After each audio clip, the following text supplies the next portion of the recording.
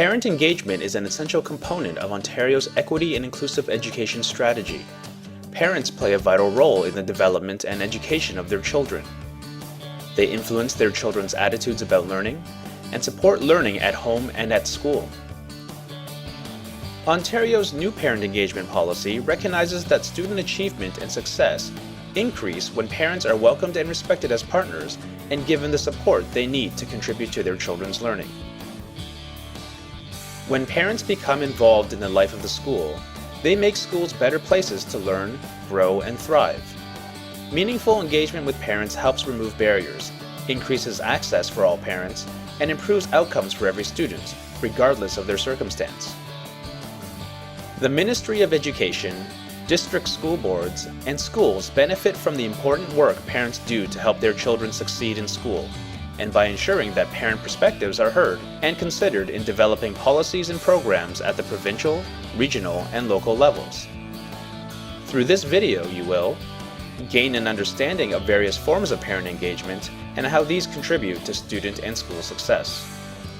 Experience how schools in Ontario today can strengthen school and community relationships. Find approaches and practices that you can adapt to your own school communities. If you really want to maximize parent engagement, which again is absolutely fundamental to public education, the key for me is to make sure that it's absolutely clear that everyone knows that it's their responsibility. And not just their responsibility, that they understand why and that they understand how they can contribute. And I think where schools have been very successful in engaging parents in general has been because they've built solid relationships with parents as partners, and they really value whatever unique needs those parents are bringing forward. Parents have so much more that they can bring to us if we allow that, if we really try to, hear the voice that they're bringing, the ideas, and try to embrace that change together. I think then we'll be very successful.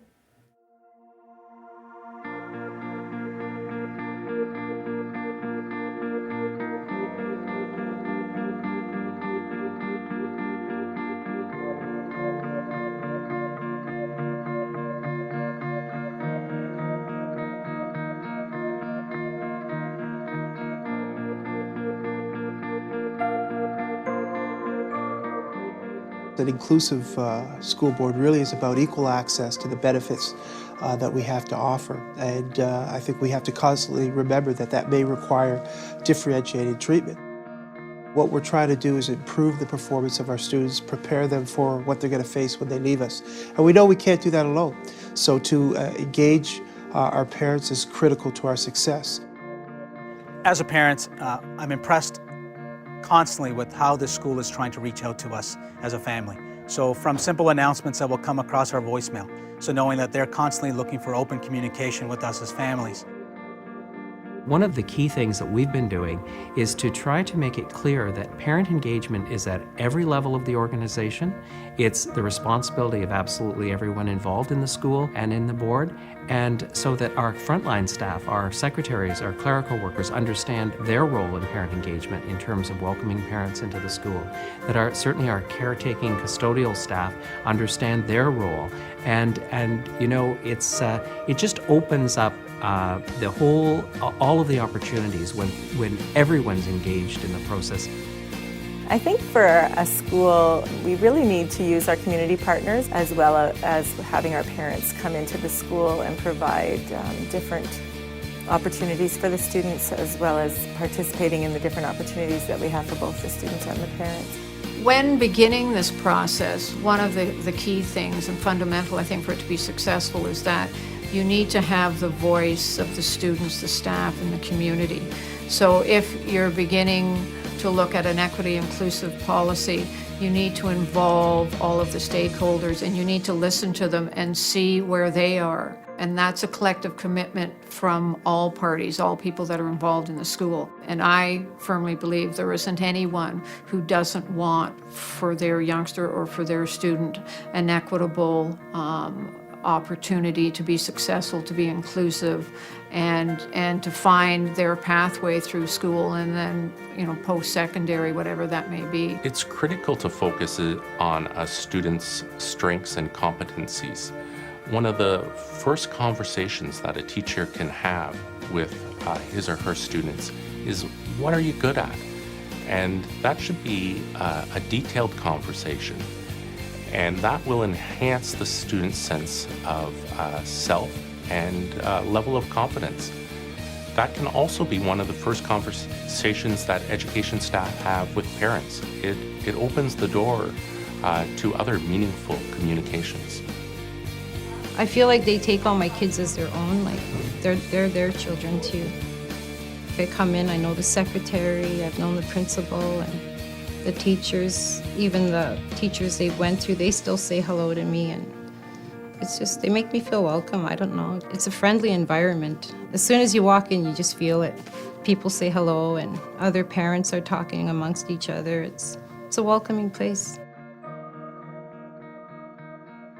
First of all, we made a really strong signal that parent and community engagement is critical to our success. So we've done a satisfaction survey. We totally understand and recognize that our parents are our students' first and best teachers, and teachers, support staff, trustees, leaders, parents, we all want the same thing. We want better outcomes for our students. So with that end in mind, we continue to reach out to our parents and our community and work with them to better serve our students.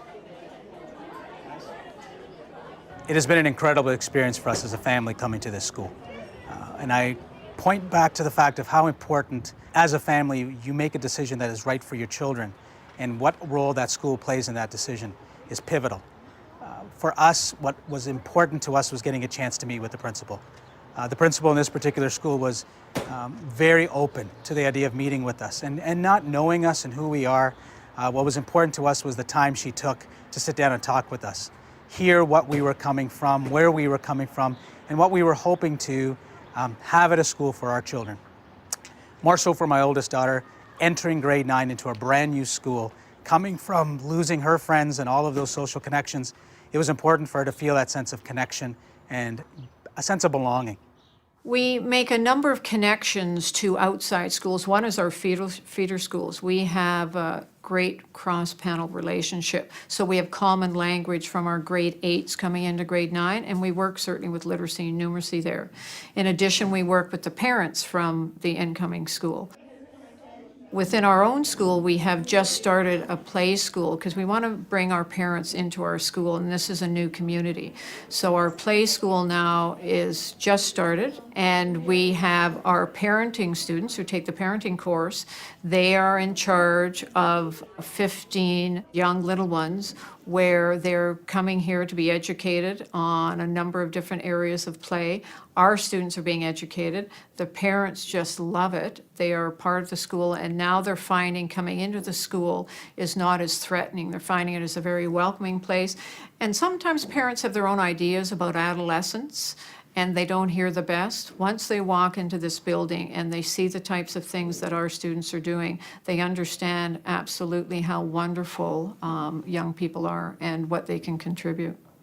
Ultimately, school board trustees have a responsibility to the students, to the community, to the parents, to ensure that those students that are coming to our schools who have come from a faith background, no faith, different sexual orientation, different belief sets, that there is an understanding around that table that all of those students are welcome in our schools and should have the ability to feel safe and welcoming, and that the policy supports the initiative to connect the student achievement piece to an equitable learning opportunity. Et ces impacts-là sont sérieux parce qu'ils ont un impact sur le système scolaire et sur la clientèle et sur l'élève en bout de ligne.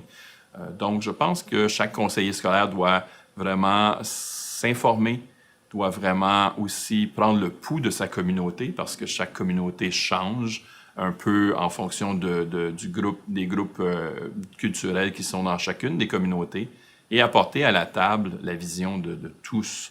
Well, I know of an incident where a caller called a trustee and said, you know, in light of the new equity policy, you are teaching our children tolerance. And that trustee responded by saying, no, we're not teaching them tolerance, we're aiming higher than tolerance.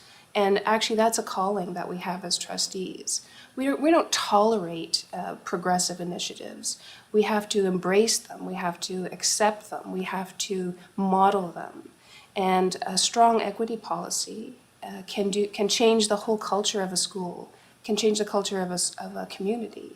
And that's the responsibility at the table, is to model that behavior and to have the courage to stand up in the face of intolerance. I think the idea of equity and diversity, I think the philosophy of it, everyone embraces. I think that school boards, no doubt, teachers, no doubt, all really support this initiative. But I think more importantly, what we need to see is a bit more action and execution of this philosophy that we have. I think we have to take more of a forward stance with equity and inclusion, ensuring that students feel like they're safe rather than just seeing it on paper. I think that means more events. I think that means more discussion. I think that needs more just a general attitude, I think, that teachers and students need to adopt, which is just an attitude of universality, I think.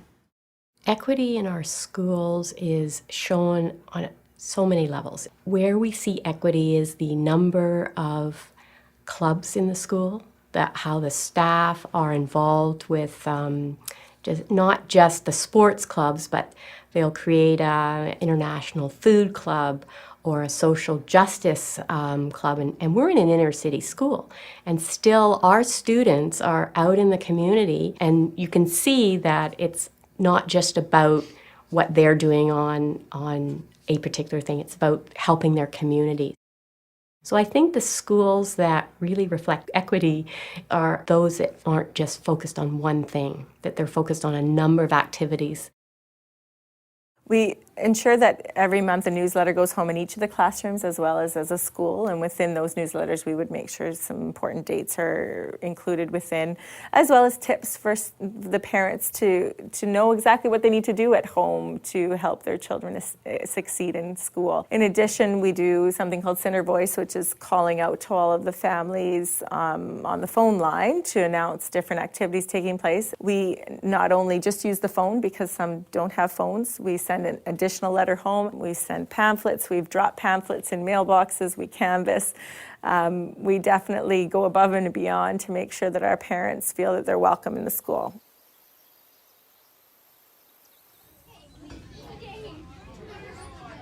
One of the things we've done at the school effectively has been to open our doors, and we invite people into the school, but we also tend to go out to areas in the community. We will go to a group where mothers meet, and I will talk about curriculum, talk about literacy, share the newsletter in a variety of languages, and ask opinions. So sometimes we in education think that we need to only invite people into our building. I think we can be active and proactive in actually seeking out opinions. So certainly I do invite as many volunteers as possible in a variety of ways, whether it's working in classrooms with children, serving as translators for other parents with permission. We also work on asking parents to serve as mentors within our community as well, and that's gone really well, particularly for some of our older grade 7 and 8 students. The parent mentor piece has been very helpful. Parents come and go, and so there's lots of communication daily, so that face-to-face, I think, really makes the parents feel welcome here as well. So they come in, I say, hey, and we just have a quick, brief, informal conversation, but I also say, can't wait to see you at the literacy night in a couple nights, and that really has made a difference. And the final real push that we found that worked was having the kids at an assembly right before we are going to have an activity and really talking to them about it. So they go home right away and talk about it and say, this is going on tomorrow or this is going on tonight and I want to come. And the kids, because they love the school, they want to come back, they want to be here, and their parents just come along with them. So I think that's been a big seller as well. As a PIC committee, we're always looking for resources to support us and support our parents. And particularly parents that aren't in our schools all the time. So the Council of Ontario Directors of Education have produced this Building Parent Engagement handbook or a guide. So there's a toolkit here for parents, and this would be for the parent at home. It covers a number of things that parents can do with their sons or daughters at home, with helping with math, such as just maybe measuring some cake, to make a cake or make anything with food, to measure the size of a room or how many objects are present or something like that. So that's the tool guide for parents. That really focuses on the elementary parent. They're working on a guide for the secondary panel. Planning parent engagement booklet is for PICs or for school council. So it has bigger ideas of what schools can do to bring parents in. So that would be something like running a science fair to help parents understand how science is being taught in the school. So it would be something that you would do with parents, with the teachers and staff and principal, and also with the students. And it gives you a sort of step-by-step on how to do that. So both of those are available, and it does come with a USB, so you can load it onto a website easily. In 2007, we built a playground in a day together. All different community organizations came together for the whole purpose of providing this amazing play structure for our kids, and at the same time, we built 2 community gardens. And so that's kept on a seasonal basis by our parents and the community members. We have a formalized garden group for the kids to go and plant and weed, but we come back in the mornings and it's been weeded by community members who are just walking by or who take pride in the area. So it's been really a successful program. Dans le jardin, tout le monde est impliqué. Il y a des différentes plantes, tout le monde s'intéresse aussi dans la culture. Et tu sais, comme il y a des différents niveaux, par exemple maternelle, jardin, première, et il y a des plus grands niveaux, 4e, 5e, 6e. Et tout le monde travaille ensemble, comme les 6e sont avec les maternelles pour les aider à planter et tout. Et les 5e années avec les jardins, et les 4e avec les premières pour aussi s'entraider ensemble. On est très chanceux d'avoir un jardin. On a 2 personnes qui l'entretiennent volontaire et on est chanceux d'avoir un jardin parce que chaque jour tu viens et tu le vois pousser et on a beaucoup de fleurs, beaucoup de plantes, comme des carottes et des choses comme ça. Et ça ramène aussi l'école plus proche car, comme Shanz avait dit, tu le fais avec des plus petits parce que c'est tellement de différences, tu interactes moins, mais ça s'amène beaucoup plus proche.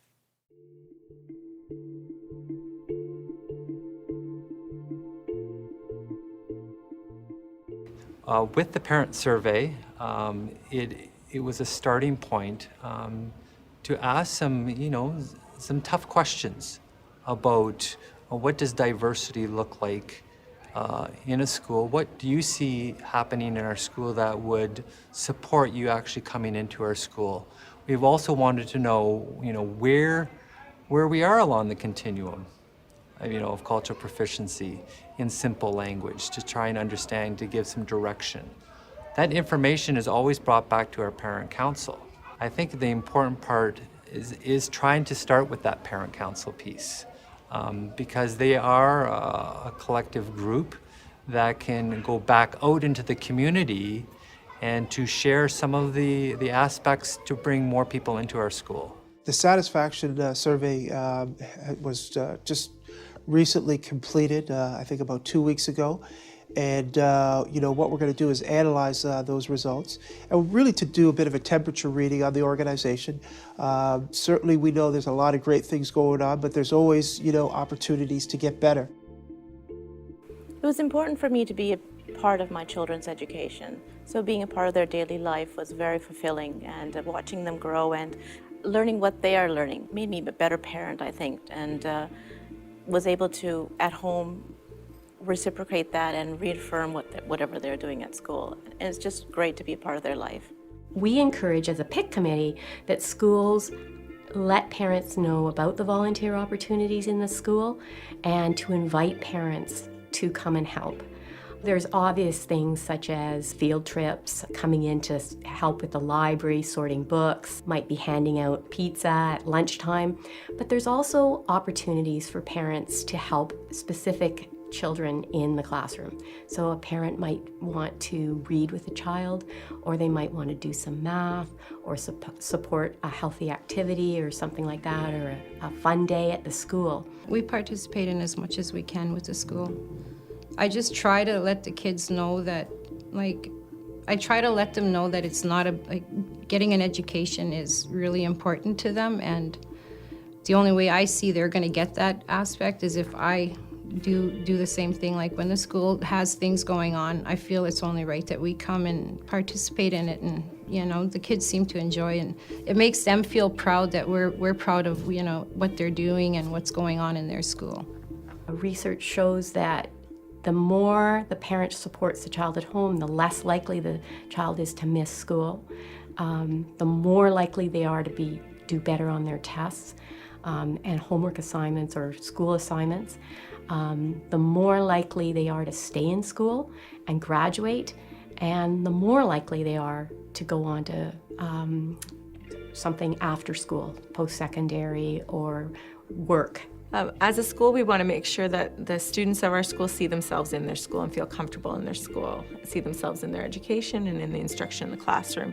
We have 50% Aboriginal population in our school, so we ensure that the children and the parents who come in of that background feel welcome. So I feel strongly that the face of the Canadian student is changing dramatically.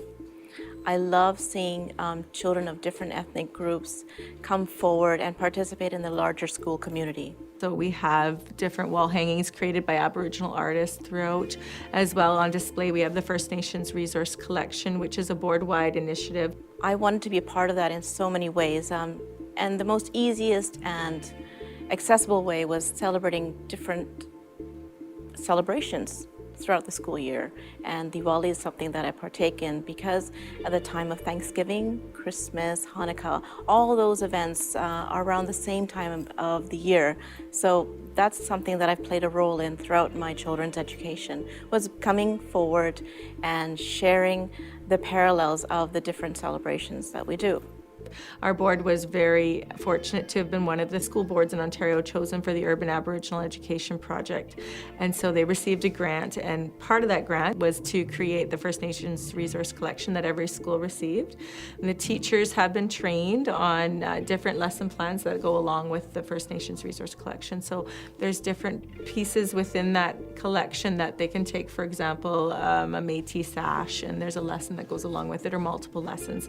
I have about 10 teachers go to these sessions and learn about how to incorporate Aboriginal education, Aboriginal culture into the curriculum that they're teaching now. So we've seen some amazing results. But in addition to that, we make sure we celebrate every different culture that we have in the school. We have something called Heritage Day put on by one of our education assistants every year, where we celebrate every different culture. We have many community partners who come in and present different shows for us. We have Scottish dancing and Ukrainian dancing and Italian dancing, and we just celebrate every culture that we possibly can think of for a full day, and we've had nothing but positive results with that. We have an annual powwow where we have our community partners come in, a variety of different dancers and drummers, and teach our students about the Aboriginal culture. And so the kids all sit in a big circle in the gym, and the powwow and the dancing go on in the middle, and it's been an amazing process as well. There's that absolute recognition that we need to do more to reach out to our diverse parents. We know that one size doesn't fit all, and so it really is a work in progress.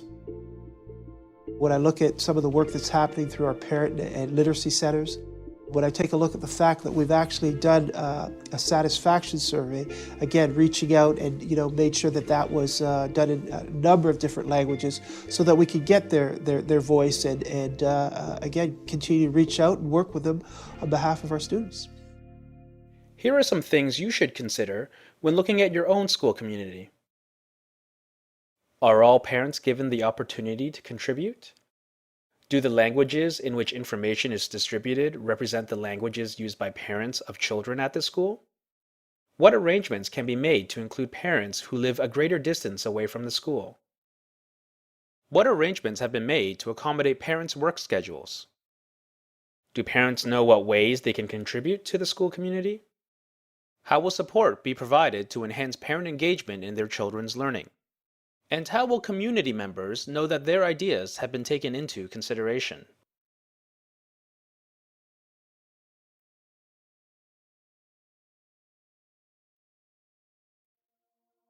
It's absolutely critical, in my view, to see parent engagement as the means to the ultimate end. The ultimate end is student achievement and student well-being.